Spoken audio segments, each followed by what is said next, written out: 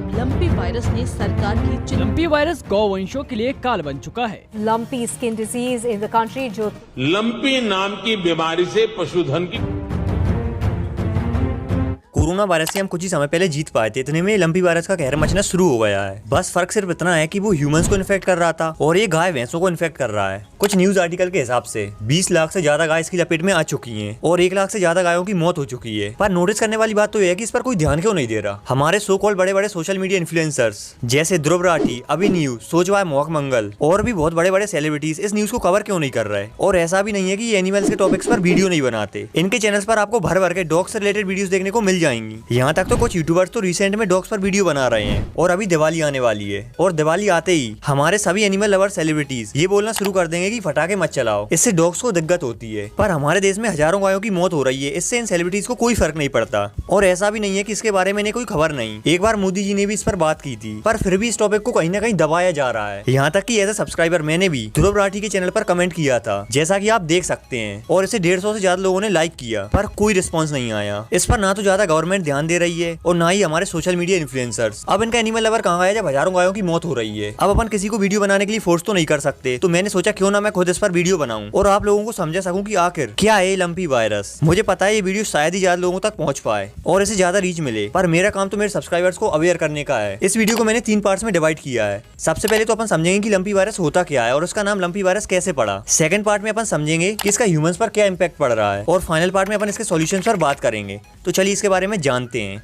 LSD lumpy skin disease, जिसका पहला case आज से 93 साल पहले अफ्रीका में देखने को मिला था और अप्रैल में इसका पहला केस भारत में देखने को मिला था, पर जुलाई 2022 के बाद ये देश के कई राज्यों में फैल चुका है। कंडीशन इतनी खराब हो रखी है कि हिमाचल प्रदेश की गवर्नमेंट ने तो इसे महामारी घोषित करने की भी मांग की थी। लंपी वायरस गाय भैंसों जैसे जानवरों में बहुत तेजी से फैलता है। ये स्किन डिसीज कैप्री पॉक्स नाम के वायरस से फैलती है। जिन जानवरों को ये बीमारी हो जाती है उन्हें तेज बुखार आ जाता है और उनके गर्दन के हिस्सों में बहुत जोर से दर्द होने लगता है। इसके साथ ही उनके शरीर पर गांठें बनने लगती है, जो की इस वायरस की मेन पहचान है। इन्हीं गांठों को इंग्लिश में लम्प्स कहते हैं और वहीं से इसका नाम पड़ा लंपी वायरस। धीरे धीरे लंपी वायरस से इन्फेक्टेड जानवरों की गांठें बड़ी होने लगती हैं और घाव बन जाती हैं और कई केसेस में जानवरों की मौत का कारण बन जाती हैं। आपकी जानकारी के लिए बता दूं कि ये वायरस कोरोना वायरस की तरह जूनोटिक वायरस नहीं है। अब जूनोटिक वायरस क्या होता है इसके बारे में आपको आगे पता चल जाएगा। ये लंपी वायरस गायों में बहुत तेजी से फैलता है, क्योंकि अक्सर आप लोगों ने नोटिस किया होगा कि ज्यादातर गायें झुंड में चलती हैं और झुंड में रहती हैं। इसी वजह से ये आसानी से एक से दूसरी गाय में फैल जाता है। इसके साथ ही LSD वायरस खून चूसने वाले इंसेक्ट्स जैसे मच्छरों और मक्खियों से भी फैलता है और गायों की मौत का कारण बन जाता है। अब चलिए अपन जानते हैं कि लंपी स्किन डिसीज का असर ह्यूमंस पर कैसे पड़ रहा है। सबसे पहले तो लंपी स्किन डिसीज से इन्फेक्टेड गाय धीरे धीरे दूध देना कम कर देती है और इसका सीधा इम्पैक्ट ओवरऑल मिल्क प्रोडक्शन पर पड़ रहा है। अब जरा सोचकर देखिए, अगर मिल्क प्रोडक्शन कम हो गया तो इसकी प्राइस कहाँ पहुंचेगी। सीधी सी बात है, इसकी प्राइस आसमान छूने लगेगी। दूसरा, कुछ आर्टिकल के हिसाब से बहुत से लोगों ने दूध पीना ही बंद कर दिया है ताकि ये वायरस गायों में से उन्हें इन्फेक्ट ना कर दे, उन्हें बीमार ना कर दे। पर अभी तक एक भी ऐसा केस सामने नहीं आया है जिसमें इस वायरस ने किसी ह्यूमन को इन्फेक्ट किया हो। और वैसे भी ये वायरस जूनोटिक वायरस नहीं है। जूनोटिक वायरस ऐसे वायरस को बोला जाता है जो एनिमल से ह्यूमंस में आ जाए, जो ह्यूमंस को इन्फेक्ट कर दे, जैसे कि कोरोना वायरस जो कि एक जूनोटिक वायरस था। पर फिर भी लोगों के दिमाग में बैठा हुआ है, इसलिए बहुत से लोगों ने दूध पीना ही बंद कर दिया है और इसका सीधा असर उनकी हेल्थ पर पड़ रहा है। तीसरा, इसका असर किसानों पर भी देखने को मिल रहा है, खासकर उन किसानों पर जो गाय पालते थे, क्योंकि उनकी गायों की मौत हो रही है। और एक हिसाब से कह सकते हैं कि इसका इम्पैक्ट पूरी सोसाइटी पर पड़ रहा है। अब चलिए इसके सॉल्यूशंस पर बात करते हैं। इसके क्या क्या सॉल्यूशंस हो सकते हैं। लंपी वायरस से गायों को बचाने का सबसे पहला और सबसे इफेक्टिव सॉल्यूशन है वैक्सीनेशन। जिस तरह हमने कोरोना वायरस से बचने के लिए लोगों को वैक्सीनेट किया था,